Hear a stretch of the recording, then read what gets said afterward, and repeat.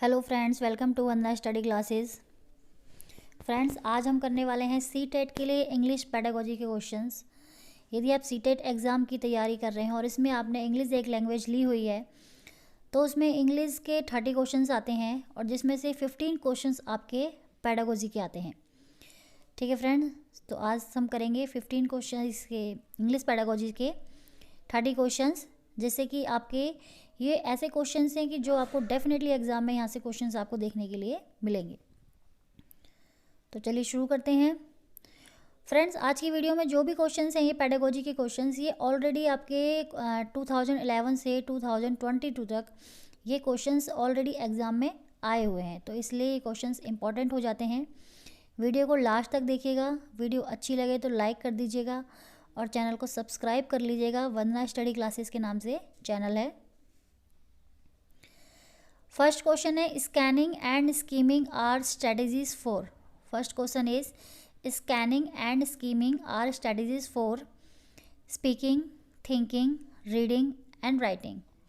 Friends, आज के ये इंग्लिश क्वेश्चंस हैं, हम बाइलिंगुअल करेंगे। मीन्स मैं आपको इनको हिंदी और इंग्लिश दोनों में एक्सप्लेन करूँगी ताकि आपको सॉल्यूशन करने में इनका ईजी रहे। तो स्कैनिंग और स्कीमिंग किसकी स्ट्रेटजीज हैं? स्पीकिंग, थिंकिंग, रीडिंग या राइटिंग। तो फ्रेंड्स, ये स्ट्रेटजीज हैं रीडिंग की, ध्यान रखिएगा, रीडिंग की। स्कैनिंग होता है किसी चीज़ को स्कैन करना। आपने सुना होगा ना, किसी चीज़ को स्कैन करना मतलब किसी आपको आप पढ़ रहे हैं एक चैप्टर में, उसमें कोई वर्ड आपको ढूंढना हो तो उसको बोलते हैं स्कैनिंग करना। एंड स्कीपिंग होता है किसी चीज़ को ओवरऑल पढ़ना। जैसे कि आपको एक पैराग्राफ दिया गया और आपको इसका टाइटल लिखना है, ओवरऑल उसको मतलब पढ़ के टाइटल लिखना है, तो वो होता है स्कीमिंग। और ये दोनों किसके पार्ट हैं? तो ये हैं रीडिंग के पार्ट हैं, तो सही आंसर हो जाएगा reading. Second question is a good paragraph writing in English involves. First is idea, presentations and coherence. Second is flowery language. Third is legible hand writing and fourth is correct punctuation marks. Means कि आप English में एक paragraph लिख रहे हैं, hand writing से writing कर रहे हैं आप इंग्लिश में, तो उसके लिए क्या सबसे ज़्यादा ज़रूरी है? Ideas, presentation and coherence. ये मतलब आइडिया ज़रूरी है उसको लिखने की, प्रेजेंटेशन ज़रूरी है एंड कोहेरेंस मतलब उस टॉपिक के अनुकूल होना चाहिए।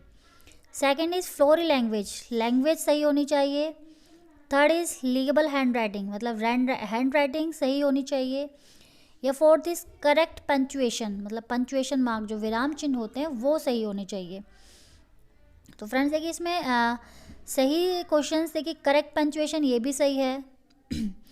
लीगेबल हैंड राइटिंग मतलब हैंड राइटिंग होनी चाहिए, ये भी सही है। लैंग्वेज नहीं होनी चाहिए क्योंकि लिखते समय लैंग्वेज के लिए ज़रूरी नहीं है, बट सबसे जो इम्पोर्टेंट है वो है आइडिया, मतलब आपको लिखने के लिए आपका आइडिया, आप लिख रहे हैं उसकी प्रेजेंटेशन, और कोहेरेंस मतलब जो टॉपिक दिया हुआ है उसके अनुकूल लिख रहे हैं आप, तो ये इस सबसे ज़्यादा इम्पॉर्टेंट है। तो ए इसका सही आंसर हो जाएगा। Third question is while teaching a prose text which one of the following activities a teacher must undertake. Means एक प्रोज, आप एक गद्यांश लिख रहे हैं, एक प्रोज टेक्स्ट, तो इसमें से नीचे जो दिए गए एक्टिविटी में टीचर को सबसे ज़्यादा क्या ज़रूरी है, क्या करना चाहिए जब टीचर एक पढ़ा रहा है? तो फर्स्ट ऑप्शन है क्रिएटिंग एक सब text. Second is consulting a dictionary. Third is paraphrasing the text and fourth is transcription. तो जब एक टीचर एक गद्यांश पढ़ा रहा है तो उसको टीचर को सबसे ज़्यादा क्या इंपॉर्टेंट एक्टिविटी करनी चाहिए? तो फ्रेंड्स वो होती है पैराफ्रेजिंग द टेक्स्ट मतलब जो भी पढ़ा रहा है वो उसकी व्याख्या करना। पैराफ्रेजिंग मीन्स उसको एक्सप्लेन करना, उसकी व्याख्या करना। तो सी इसका सही आंसर हो जाएगा। Fourth question is extensive reading क्या होता है? Reading to know the meaning of every word. B is reading to extrapolate and critic. C is reading for information. And D is reading the text for pleasure. Friends, सबसे पहले extensive reading का meaning समझ में आना चाहिए। Extensive reading होता है कि जो चीज़ हम बिना टास्क के, बिना एम के, अपनी खुशी के लिए पढ़ते हैं। जैसे कि आप कोई स्टोरी बुक पढ़ रहे हैं या कोई न्यूज़पेपर पढ़ते हैं, तो वो आप कोई पर्पस से नहीं पढ़ते। मीन्स आपको उसको पढ़ के कोई एग्ज़ाम नहीं देना, कोई टेस्ट नहीं देना, सिर्फ अपनी खुशी के लिए पढ़ते हैं जो भी चीज़, हम उसको बोलते हैं एक्सटेंसिव रीडिंग। ठीक है फ्रेंड्स, रीडिंग में 4 स्ट्रेटेजीज होती हैं, हमने 2 ऊपर पढ़ी थी, स्कैनिंग एंड स्कीमिंग, और 2 होती हैं, एक होता है इंटेंसिव और एक होता है एक्सटेंसिव। एक्सटेंसिव होता है जब इंसान अपनी खुशी के लिए कुछ पढ़ता है, मतलब किसी पर्पस से नहीं पढ़ता, ओनली अपनी खुशी के लिए, अपने टाइम पास के लिए पढ़ता है, तो वो होता है एक्सटेंसिव रीडिंग। तो वही पूछा गया है, इसका मीनिंग क्या है। तो reading to know the meaning of every word, मतलब पढ़ना, हर वर्ड का शब्द जानने, हर वर्ड का मीनिंग जानने के लिए पढ़ना। Reading to know extrapolate and critic, critic मैंने आलोचना के लिए पढ़ना, या अतिरिक्त कुछ परिणाम मतलब कुछ अलग रिजल्ट पाने के लिए पढ़ना। रीडिंग फॉर इंफॉर्मेशन, इंफॉर्मेशन के लिए पढ़ना, या फिर reading for the text for pleasure, pleasure means अपने खुशी के लिए, आनंद के लिए पढ़ना। तो एक्सटेंसिव रीडिंग का मतलब होता है कि आप अपनी खुशी के लिए पढ़ रहे हैं, तो सही आंसर हो जाएगा D, reading the text for pleasure. Next question is the purpose of rapid reading. Rapid reading, rapid means बहुत जल्दी जल्दी पढ़ना, तेज़ी से पढ़ना। तो तेज़ी से पढ़ने का क्या पर्पस होता है। For interest, for specific detail, extended reading, या सीकिंग इन्फॉर्मेशन। अगर आप कोई चीज़ जल्दी जल्दी पढ़ रहे हो, तेज़ी से कोई पढ़ रहा है, तो इसका मतलब क्या है कि वो किस लिए पढ़ रहा है, सीकिंग इन्फॉर्मेशन, मतलब कोई मांगी गई जानकारी है उसके लिए उसको पढ़ रहा है। Next question is, students are asked to read a short text and make points for discussion, what skills of the learner are assessed.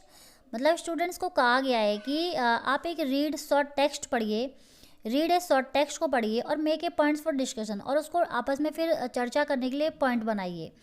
तो what skills of the learner are assessed, मतलब इस तरह बच्चों का किस स्किल्स का मूल्यांकन किया जा रहा है, आकलन किया जा रहा है। असेस्ड मीन्स आकलन करना, और लर्नर मीन्स जो बच्चे कर रहे हैं, तो उन बच्चों की कौन सी स्किल्स का आकलन किया जा रहा है। Speaking skills, writing skills, study skills, या लिसनिंग स्किल्स। तो फ्रेंड्स इसका सही हो जाएगा राइटिंग स्किल्स, क्योंकि बच्चों को पढ़ के एक पॉइंट बनाने के लिए कहा गया है, पॉइंट लिखने मतलब बनाना या लिखना और डिस्कशन करने के लिए कहा गया है, तो उनकी राइटिंग स्किल्स का टेस्ट किया जा रहा है यहाँ पे। What kind of work is remedial teaching, पूछा गया है कि रेमेडियल जो टीचिंग होती है उसमें किस तरह का वर्क किया जाता है। इंस्ट्रक्शनल, नेगेटिव, इम्पेरेटिव, या theoretical. What kind of work is remedial teaching. Remedial teaching सभी जानते हैं, जब बच्चों का असेसमेंट किया जाता है, उसके बाद देखा जाता है बच्चों का, मतलब क्लास में जब टेस्ट लिया जाता है देखा जाता है कौन बच्चे वीक रह गए हैं, उनको फिर अलग कौन बच्चे वीक रह गए हैं, या फिर किस बच्चे को किस चैप्टर में, मतलब कोई चैप्टर या कोई टॉपिक किसी को समझ में नहीं आ रहा है, तो वो उसको दोबारा से समझाया जाए। बाद में उन बच्चों को जो वीक रह गए हैं, जिनको किसी टॉपिक में कोई कमी रह गई है, उनको वो चीज़ दोबारा से सिखाई जाए, दोबारा करवाई जाए, तो उसको बोलते हैं रेमेडियल टीचिंग। तो रेमेडियल टीचिंग कैसी होती है, इंस्ट्रक्शन, नेगेटिव, इम्पेरेटिव, या थ्योरेटिकल। तो फ्रेंड्स रेमेडियल जो टीचिंग होती है वो होती है इंस्ट्रक्शनल। अगला क्वेश्चन है, remedial teaching as part of formative assessment means. Remedial teaching as part of formative assessment option है diagnostic and addressing gap in learner. Question B है teaching beyond the text book, C है extra coaching by parents, and D is teaching for gifted a student. Question में पूछा गया है कि remedial teaching जो है एक पार्ट है फॉर्मेटिव असेसमेंट का, इसका क्या मतलब है। तो ये है diagnosing and addressing gap in that learning, मतलब बच्चों का प्रॉब्लम जानी जाती है, निदान किया जाता है और फिर उसको सिखाया जाता है। Teacher beyond the text book, ये पढ़ाया जाता है जो टेक्स्ट बुक से अलग पढ़ाया जाता है। एक्स्ट्रा कोचिंग, पेरेंट्स के द्वारा एक्स्ट्रा कोचिंग दी जाती है, या फिर teaching for a gifted a student. Gifted जो विकलांग जो कहते हैं ना, स्पेशल चाइल्ड, उनके लिए ये एक टीचिंग होती है। तो ये क्वेश्चन में पूछा गया है। तो लेकिन रेमेडियल टीचिंग हम सभी जानते हैं, diagnosing and addressing gaps in learning, सीखने में जो बच्चों का मतलब गैप रह जाता है। अब एक क्लास में अगर आप 20 बच्चे 30 बच्चों को पढ़ा रहे हो, उसमें 2-3 बच्चे ऐसे हैं कि वो नहीं सीख पाए उस चीज़ को, आपने जो भी पढ़ाया, लास्ट में आपने जब टेस्ट लिया और देखा कि उन बच्चों को सीखने में प्रॉब्लम हो रही है, तो आप उन बच्चों को वो टॉपिक दोबारा से समझाएंगे अलग से, तो वही रेमेडियल टीचिंग होता है। तो सीखने में जो गैप आ जाता है उसका निदान किया जाता है, डायग्नोस किया जाता है, उसी को रेमेडियल टीचिंग कहते हैं। तो सही आंसर हो जाएगा ए।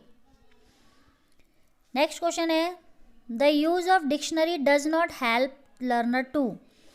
जो डिक्शनरी होती है वो हेल्प नहीं करती लर्नर की, मतलब डिक्शनरी जो है लर्नर सीखने वाले की हेल्प नहीं करती है। किस में हेल्प नहीं करती है? फाइंड आउट हाउ टू से ए वर्ड, एक वर्ड को कैसे बोला जाए। Be proficient in oral communication, oral communication में प्रोफिशिएंट बनाती है। Find the meaning of a word, किसी वर्ड का मीनिंग बताती है। And check the part of speech of a word, मतलब यह पार्ट स्पीच वर्ड का जो है चेक किया जाता है। तो फ्रेंड्स देखिए, फाइंड आउट हाउ टू से वर्ड ये तो होता है क्योंकि हम वर्ड को कैसे बोलें, क्योंकि डिक्शनरी में वर्ड का मीनिंग हिंदी में और इंग्लिश में दोनों में लिखा होता है। फिर find the meaning of word, word का मीनिंग मिलता है। And check the part of speech, ठीक है, ये भी चेक होता है। लेकिन क्या नहीं होता? Be proficient in oral communication. आपको जो डिक्शनरी वो ओरल कम्युनिकेशन में प्रोफिशिएंट नहीं बनाती है, एकदम परफेक्ट नहीं बनाती है। तो ये इसका सही आंसर हो जाएगा, क्योंकि इसने बोला है डज नॉट बोला है, तो सही आंसर हो जाएगा B. Next question is, a good teaching learning material TLM can best. एक टीचिंग लर्निंग मटेरियल जो है कैन बेस्ट सबसे अच्छा क्या कर सकता है? Be a source of entertainment, entertainment का सोर्स होता है ये। Help the teacher to transact material without any modification. Help the learner acquire a language and facilitate the teaching learning process. तो देखिए ऑप्शन में आपको कुछ कुछ सही लग रहा होगा, बट इसने एक वर्ड दिया है बेस्ट। बेस्ट का मतलब होता है कि सबसे सही आंसर आपको इसमें चूज़ करके बताना है। तो देखिए टीचिंग लर्निंग जो मटेरियल होता है, टीचिंग लर्निंग मटेरियल होता है वो हेल्प करता है टीचर को ट्रांजैक्ट, मतलब मटेरियल कर, मतलब कि बच्चों को बिना पढ़ाए, मॉडिफिकेशन किए बिना बच्चों को पढ़ाने में। Help the learner acquire a language, learner की हेल्प करता है एक लैंग्वेज को एक्वायर करने में, उसको सीखने में, अर्जन करने में। या फिर facilitate the teaching learning process, या फिर टीचिंग लर्निंग प्रोसेस को सुविधा प्रदान करता है। तो सही ऑप्शन हो जाएगा डी, क्योंकि वो टीचिंग TLM जो है टीचिंग लर्निंग प्रोसेस को फैसिलिटेट करता है, मतलब सुविधा प्रदान करता है। नेक्स्ट क्वेश्चन है, which of the following aids help a student to hear the correct pronunciation and get the latest news and develop his her comprehension ability. Question पूछा गया है which of the following aids, मतलब नीचे जो दिए गए इसमें से कौन सा एड जो है हेल्प करता है कि स्टूडेंट की हियर, हियर मीन्स सुनना, करेक्ट प्रोनाउंसिएशन को सुनने में, लेटेस्ट न्यूज़ जानने में और डेवलप करने में अपनी कॉम्प्रिहेंसिव एबिलिटी, अपनी समझ की योग्यता को बढ़ाने में हेल्प करता है। Chalk board, text books, radio and flash cards. तो देखिए सभी जानते हैं सुनना, एक वर्ड आ गया सुनना, और सुन हम इसमें से सिर्फ रेडियो को पाएंगे, क्योंकि फ्लैश कार्ड्स भी सिर्फ दिखाने के लिए होते हैं, टेक्स्ट बुक्स भी ओनली देख कर ही हम सीखते हैं, और चॉक बोर्ड में लिख के हम सिर्फ सुन के सीखते हैं, तो रेडियो से। सही आंसर हो जाएगा C. Next question is some qualities of a good English text book are. एक इंग्लिश बुक है टेक्स्ट बुक, उसकी क्वालिटीज बतानी है आपको। Good printing with no spelling mistakes, तो ये तो सही है क्योंकि ये होनी चाहिए, गुड प्रिंटिंग होनी चाहिए और स्पेलिंग मिस्टेक्स नहीं होनी चाहिए। सूटेबल फॉन्ट एंड साइज, ये भी सही है, ये भी होना चाहिए। Realistic and interesting subject matter, मतलब जो उसका मैटर है वो इंटरेस्टिंग होना चाहिए और रियलिस्टिक, सच्चाई से मतलब सच से रिलेटेड होना चाहिए। और ऑल ऑफ द अबव, तो मतलब ये सभी क्वालिटीज़ होनी चाहिए इंग्लिश बुक में, तो इसका आंसर हो जाएगा all of the above. Next question is a term comprehensive in continuous and comprehensive evolution means. इसने पूछा गया कि एक टर्म है कॉम्प्रिहेंसिव, उसका कंटिन्यूअस एंड कॉम्प्रिहेंसिव एवोल्यूशन में क्या मतलब होता है।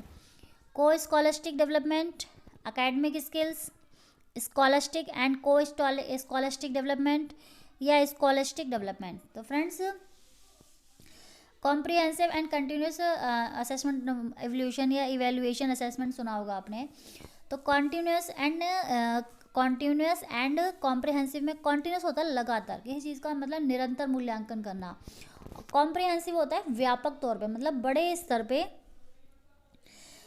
स्तर पे व्यापक स्तर पे बच्चे का मूल्यांकन करना। और व्यापक स्तर का मतलब होता है कि उसमें बच्चे की शैक्षिक और गैर शैक्षिक सभी गतिविधियाँ आ जाती हैं।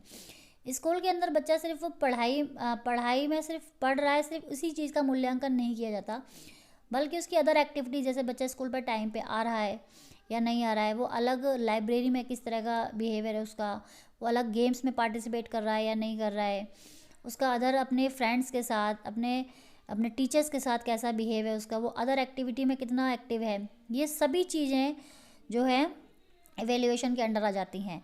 और ये क्या, शैक्षिक और गैर शैक्षिक, और ये किसके अंदर आती हैं, तो ये आती हैं कॉम्प्रिहेंसिव के अंदर, कॉम्प्रिहेंसिव। और इसी को हम व्यापक बोलते हैं हिंदी में।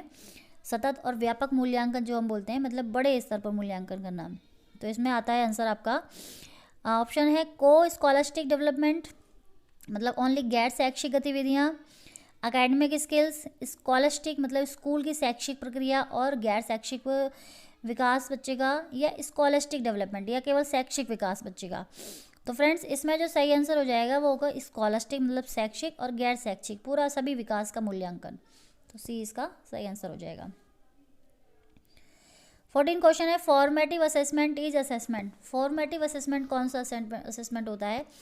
Eight learning, in learning, for learning या ऑफ लर्निंग।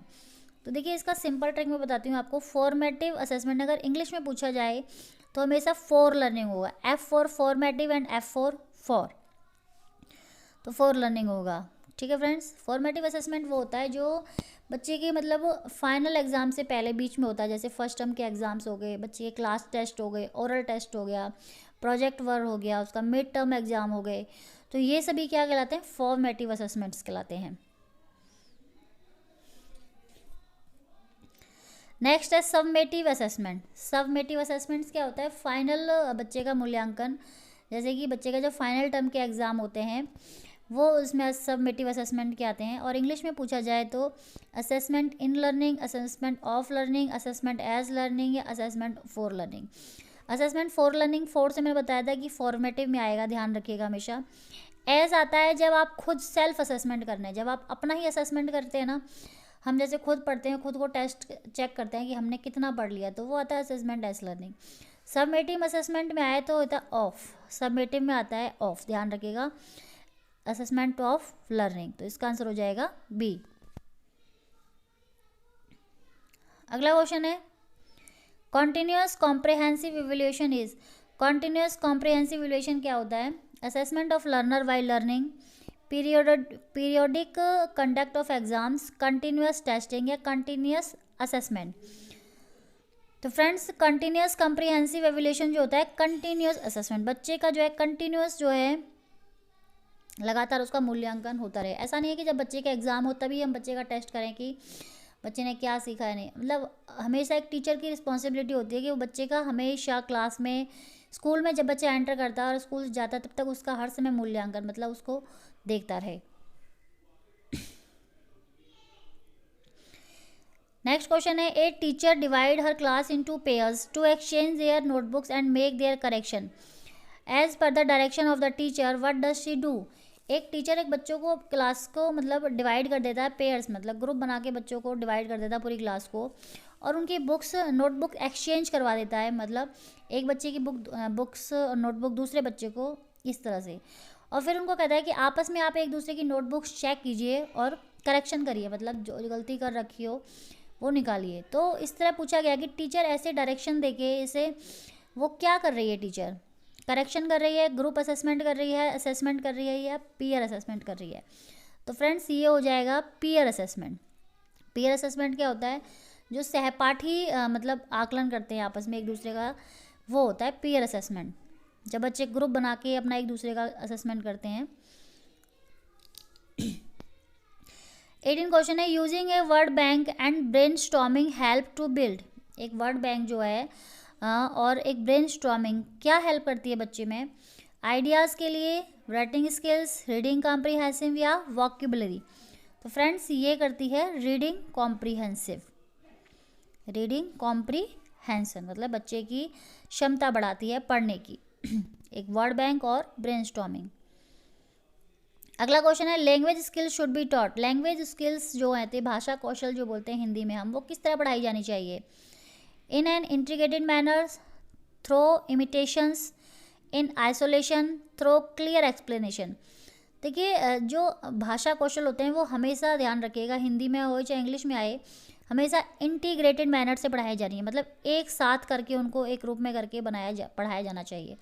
जैसे आप बच्चे को आप सुनना सिखा रहे हैं कि बच्चा जैसे सुन रहा है, आपकी बात सुन रहा है, या रेडियो पे कुछ सुन रहा है, या टीवी में या फ़ोन पे कुछ सुन रहा है, तो साथ में उसको सुन के उसका रिस्पॉन्स करना भी आना चाहिए, मतलब सुनने के बाद उसे बोलना भी आना चाहिए, उस चीज़ पर रिस्पॉन्स करना भी आना चाहिए। ऐसी कोई बच्चा अगर पढ़ रहा है तो उसे पढ़ते हुए उस चीज़ को लिखना भी आना चाहिए। तो इस तरह से जो लैंग्वेज स्किल्स होती हैं, भाषा कौशल्स होते हैं, वो हमेशा इंटीग्रेटेड मैनर्स में ही सिखाने जाने चाहिए, ध्यान रखिएगा।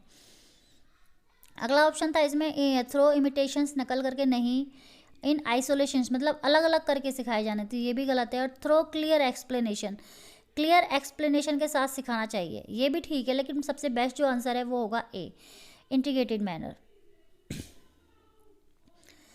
नेक्स्ट क्वेश्चन है learning to read means, learning to read means सीखने का अधिगम का, पढ़ने का अधिगम का मतलब क्या है? Decoding the structure of a language, decoding the meaning, reading allowed, decoding letters of alphabet into sounds. तो फ्रेंड्स पढ़ने का मतलब होता है, पढ़ना सीखने का मतलब होता है, आप पढ़ना सीख रहे हो उसका मतलब क्या होता है? डिकोडिंग द मीनिंग, मतलब आप जो पढ़ रहे हो उसका मीनिंग आपको समझ में आना चाहिए, decoding the meaning. Next question is a word with same spelling and same pronunciation as another but with a different meaning is an. Question है कि a word with same spellings and same pronunciation as another but with a different meaning is a, मतलब एक word है, spelling है same, दो spelling है, but उनकी pronunciation भी सेम है, बट उनकी मीनिंग अलग अलग है। जैसे देखिए BAT बैट, BAT बैट को हम एक बार बैट भी बोलते हैं, और एक BAT बैट होता है, तो ये चमगादड़ को बोलते हैं। तो इसमें दोनों स्पेलिंग भी सेम है और इसमें देखिए प्रोनाउंसिएशन भी सेम है, बट अकॉर्डिंग टू सिचुएशन इनके मीनिंग अलग हो जाते हैं। तो इस चीज़ को क्या कहते हैं? होमोनिम, होमोफोन, एंटोनिम या सिनोनिम। तो फ्रेंड्स इसको कहते हैं होमोफोन, ध्यान रखिएगा, इसे कहा जाता है homophone. B is the right answer. अगला क्वेश्चन है choose the correct spelling, correct spelling choose करनी है आपको। ये डज नॉट की स्पेलिंग है, देखिए डज नॉट है ये, और इसको हम किस तरह लिखते हैं ये इसमें दिया गया है, 4 ऑप्शन दिए गए हैं।